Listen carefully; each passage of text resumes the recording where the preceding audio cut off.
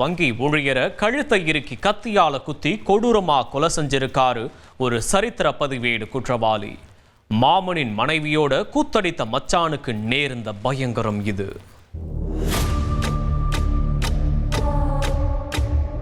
கல்குவாரிக்குள் காவல்துறையின் பலத்த பாதுகாப்போடு அழைத்து வரப்படும் இந்த கருத்த உருவம் ஒரு கொலை குற்றவாளி.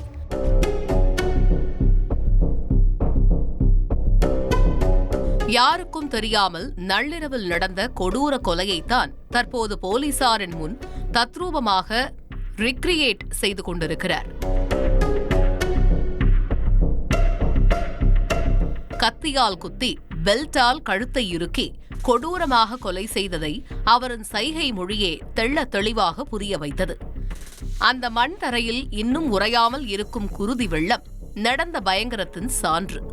டெமோ காட்டிய கையோடு போலீசார் குற்றவாளியை அழைத்து சென்று புதருக்குள் பெல்ட், ரோட்டு குட்டையில் பாக்கெட் கத்தி என கொலைக்கு பயன்படுத்தப்பட்ட ஆயுதங்களை பறிமுதல் செய்தனர்.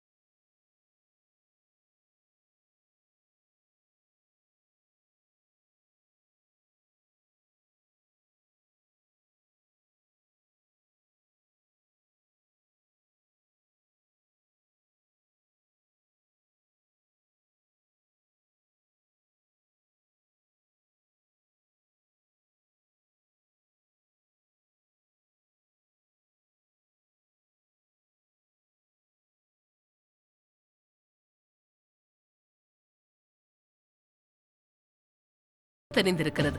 கொல்லப்பட்டவர் வேறு யாரும் அல்ல, லூவி அரசனின் உறவுக்கார வாலிபரான அருண்குமார். 26 வயதான அருண்குமார் தனியார் வங்கியில் வேலை பார்த்து வந்திருக்கிறார். இருவரும் மாமன் மச்சான் உறவுமுறை. இதனால் அடிக்கடி லூவி அரசனின் வீட்டிற்கு அருண்குமார் வருவது வழக்கம். அப்படி வந்து செல்லும் போதுதான் லூவி அரசனின் மனைவியோடு அருண்குமாருக்கு பழக்கம் ஏற்பட்டிருக்கிறது. அந்த பழக்கம் தகாத உறவாக மாறியிருக்கிறது. அக்கா தம்பி உறவுமுறையை மறந்து இருவரும் உல்லாசமாக இருந்திருக்கிறார்கள். இந்த விஷயம் தெரிந்து கொதித்து போன லூவி அரசன் அருண்குமாரை தீர்த்து கட்ட திட்டம் போட்டிருக்கிறார். அதற்காக சம்பவத்தன்று உறவினர் வீட்டிற்கு செல்லலாம் என கூறி அருண்குமாரை ஆலப்பாக்கம் அருகே உள்ள தனியார் கல்குவாரிக்கு அழைத்து சென்றுள்ளார். அங்கே அருண்குமாரை மதுகுடிக்க சொல்லியிருக்கிறார். ஆனால் அவர் கோவிலுக்கு மாலை அணிந்திருந்ததால் மதுகுடிக்க மறுத்துள்ளார். இதையே சாக்காக வைத்து அருண்குமாருடன் வீண் சண்டை வளர்த்து தாக்கியிருக்கிறார் லூவி அரசன். ஒரு கட்டத்தில் தனது பெல்ட்டால் அருண்குமாரின் கழுத்தை இறுக்கி கொலை செய்ய முயன்றுள்ளார்.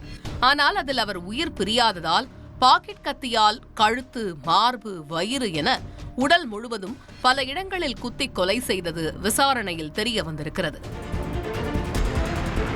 சடலத்தை அங்கேயே போட்டுவிட்டு பெல்ட்டை ஒரு இடத்திலும் பாக்கெட் கத்தியை ரோட்டில் இருந்த மழை தண்ணீர் தேங்கி நின்ற குட்டையிலும் வீசிவிட்டு காவல் நிலையத்தில் சரணடைந்துள்ளார் லூவி அரசன். இந்த கொலை சம்பவம் குறித்து வழக்கு பதிவு செய்த காவேரிப்பாக்கம் போலீசார் கொலை குற்றவாளியான லூவி அரசனை நீதிமன்றத்தில் ஆஜர்படுத்தி வேலூர் மத்திய சிறையில் அடைத்துள்ளனர். செய்திகளை உடனுக்குடன் தெரிந்து கொள்ள உடனே சப்ஸ்கிரைப் பண்ணுங்க.